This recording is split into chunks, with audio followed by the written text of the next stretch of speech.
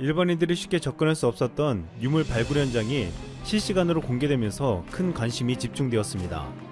한 네티즌은 집에서 신라시대 유물 언박싱을 영상으로 볼 수 있다니 21세기 짜릿해 라고 호기심을 드러냈습니다.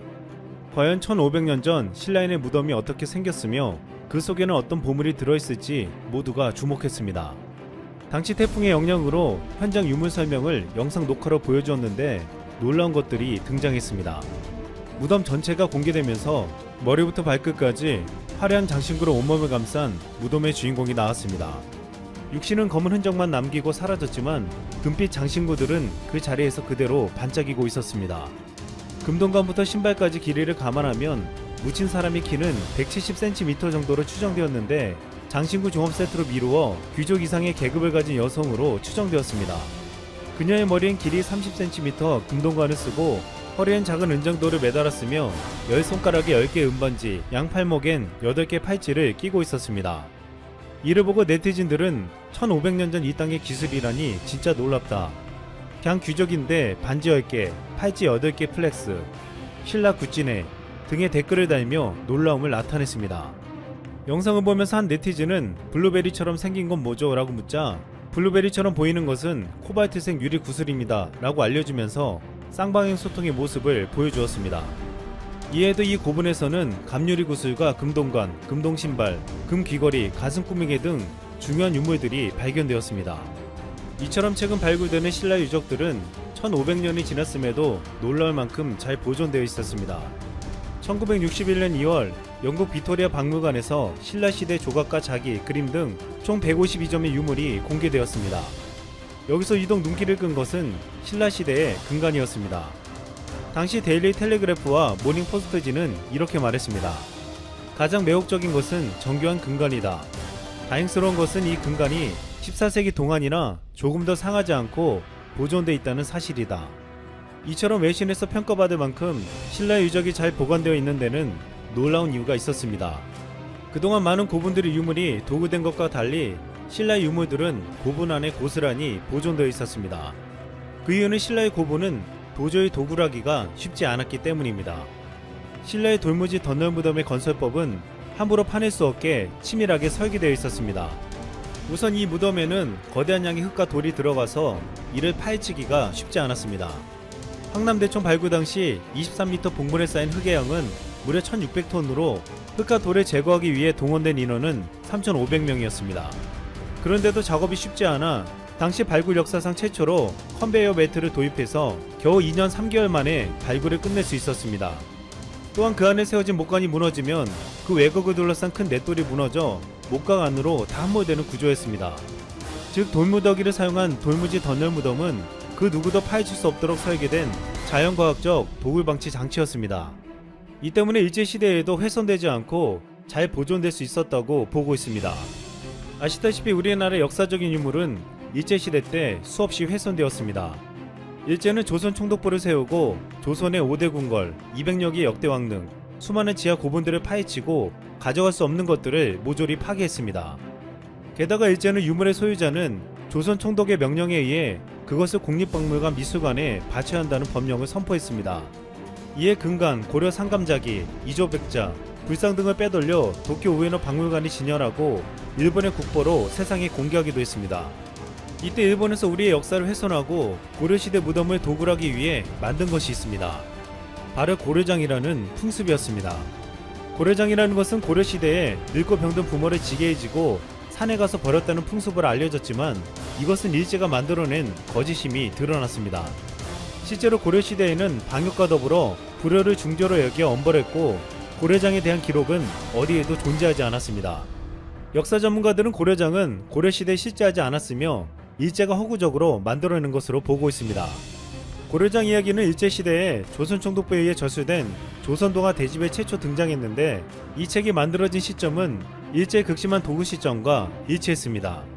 일제에서는 각종 부장품으로 그득한 옛 무덤을 도굴할 명분이 필요했습니다. 당시 무덤을 파헤친다는 것은 죄악시되는 행위로 조선인들에게 무덤을 파헤치라고 시키는 것은 결코 쉬운 일이 아니었습니다. 이에 일제는 고려인들을 늙은 부모를 산채로 내다버리는 불효를 저지르는 사람으로 칭해 우리나라 사람들에게 민족 비하의식을 심어두었다는 것입니다. 고려시대 무덤들은 불효의 현장 그 자체로 만들어버려 일본은 마음 놓고 도굴하려 한 것입니다. 1908년 11월 11일 대한매일 신보기사에는 이런 기사가 있었습니다. 근일의 일인들이 고려장을 파고 사기를 내어가는 고로 온전한 고총이 없다. 일본인들이 고려장을 파내 온전한 고총이 없다는 내용의 기사였습니다. 실제로 일제가 우리 무덤을 파헤치기 위해 고려장이란 이름을 붙였다는 증거였습니다. 일본은 조선을 식민지로 지배하면서 조선의 역사, 문화가 담긴 20만 권의 서적을 불태우고 일본식 조선사를 기술하기 시작했습니다. 일제는 대한의 역사를 난도질하며 대한의 역사를 자신들이 원하는 틀로 규정했습니다. 그렇게 나온 것이 임나 일본무설입니다. 임나 일본무설은 일본의 야마토해가 4세기 후반에 한 번 더 남부에 진출해 백제신라 가야를 지배하고 특히 가야에는 일본부라는 기관을 두어 6세기 중엽까지 직접 지배했다는 설입니다. 이 주장은 일본 교과서에 수록되어 일본인의 한국에 대한 편견과 우월감을 조장하고 일본이 우리나라를 침략하는 것이 자기네 옛 땅을 회복하는 것이라는 한반도 식민지배를 정당화하는 논리로 이용되었습니다. 일제는 이것을 주장하면서 광개토 태양비문의 내용을 엉터리로 해석해 10여 년에 외가 바다를 건너 백제와 임나 신라 등을 격파하고 식민으로 삼았다고 한 것이 결정적인 증거라고 주장했습니다. 2차 대전 당시 일본 육군 참모본부는 임나 일본무설을 만들기 위해 중국인으로 가장한 사코 중위를 밀정으로 보내 광개토 대왕의 비문을 탁본해오게 했습니다. 이들은 6년 동안 극비리 연구하며 비문을 조작하는 일을 진행했습니다.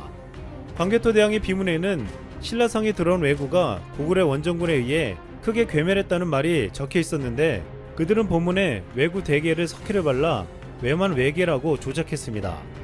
이로 인해 전혀 다른 뜻인 왜가 신라성에 가득 차고 그 왜가 신라를 괴멸시켰다로 둔갑시켰던 것입니다.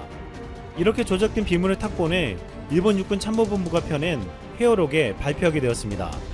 이처럼 어처구니 없는 조작을 일본은 아직도 중학교 교과서에 임나 일본무설을 사실처럼 가르치고 있고 일본 문화청 홈페이지의 한국문화재 설명에는 아직도 임나라는 표현을 쓰고 있습니다.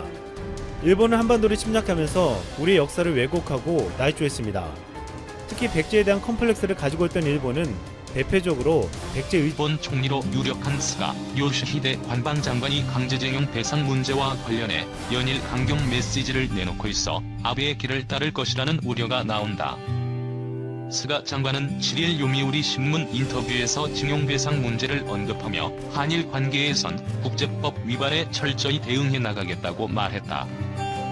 그는 6일 상케이 신문 인터뷰에서도 1965년 한일 청구권 협정이 한일 관계의 기본이라며 그것을 유지해가는 것은 당연하다고 주장했다. 아베 정권은 2018년 10월 한국 대법원의 강제징용 배상 판결에 대해 국제법인 1965년 한일 청구권 협정에 위배된다는 논리에서 국제법 위반이란 표현을 쓰고 있다. 그동안 정부 대변인 역할을 맡아온 스가 장관은 징용 피해자 측이 일본 제철에 한국 내 자산을 외가 현금화하려는 것에 대해 보복 조치 가능성을 경고해왔다. 총리 후보가 된 이후 스가 장관의 최근 인터뷰 발언은 앞으로도 청구권 문제는 1965년 협정에 따라 더 이상 받아들일 수 없다는 입장을 재차 밝힌 것이다. 따라서 한국 정부가 해결책을 가져와야 한다는 아베 정권의 입장을 이어가겠다는 의지를 재확인한 것으로 봐야 한다. 이럴 경우 우리 정부가 바라는 대로 일단 대법원의 판결을 존중하는 입장에서 대화와 타협을 통해 문제를 해결해 나가는 방식은 기대하기 어려워졌다. 각자의 논리에서 한치 양보 없이 수출 규제와 지소 미아 종료를 주고받았던 대치 형국에서 벗어나기 어려울 것이란 예상이 나온다. 스가 장관의 이 같은 입장은 그가 자민당 당내 여러 파벌의 지지를 받고 있는 것과 무관치 않다. 사실상 당내 세력이 크지 않은 스가 장관은 호소다파와 아소파, 니카이파, 이시하라파, 다케시파파 등의 지지를 받고 있다. 여기에 최근 여론조사에서 스가 장관이 46%의 지지를 받는 등 상대적으로 낮았던 대중적 지지도가 급상승했다. 약식 선거로 결정돼 의원들의 투표만 예정된 차기 자민당 총재 선거를 앞두고 여론 지지율까지 높아지자 아베 정권에 대한 평가가 반영된 것이라는 해석이 나온다. 즉 아베 총리의 7년 8개월 장기 집권 폐해나 코로나19 대응 실패 등 실책에도 불구하고 일본 국민들은 경제계나 관계 등은 현 정책 기조를 유지하기를 바라고 있다.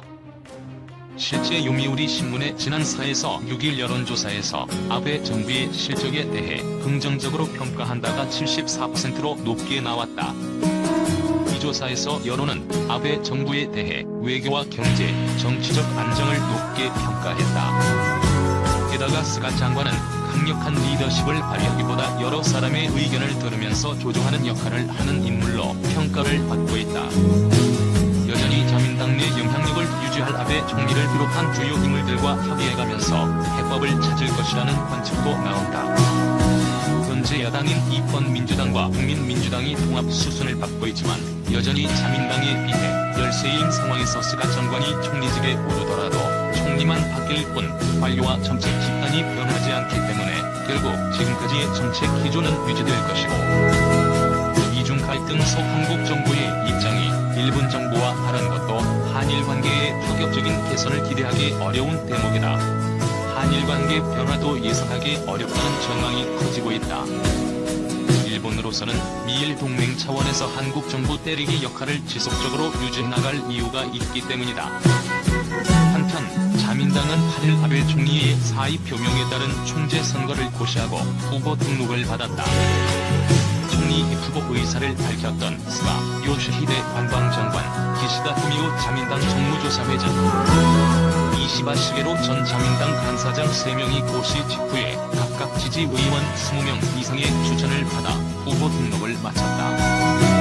이들은 이날 오후 소견 발표 연설회와 공동기자회견을 여는 것을 시작으로 본격적인 선거전에 돌입한다. 오는 9일 오후 자민당 청년국, 여성국이 주최하는 후보 공개 토론회가 열리고 투개표일이 될 전인 12일 오후 일본 기자 클럽 주최의 공개 토론회가 한 차례 더 마련된다. 이번 자민당 총재 선거에선 아베 정권이 펴온 정책의 계승 문제, 코로나19 대응 및 경제 정책, 지방 활성화 방안 등이 주요 쟁점이 될 전망이다. 세월에 따른 일본 이미지의 변화. 1980년대 일본 제품의 세계 제일 1990년대 같은 가격이라면 현재는 일본인 세계 제2의 2000년대 소형화 기술과 안전성은 일본이 세계 제일 2010년대 전반 제품에 사용되는 부품은 일본체가 많다. 2010년대 후반 그 제품과 기술은 일본이 발사, 2020년대 일본에는 사계절이 있고 수돗물을 마실 수 있다. 그럼에 우리의 현실은 어떨까요? 예전에 공개했던 영상인데 제가 PC방에 가서 초등학생에게 인터뷰 일용 4다시 보시겠습니다.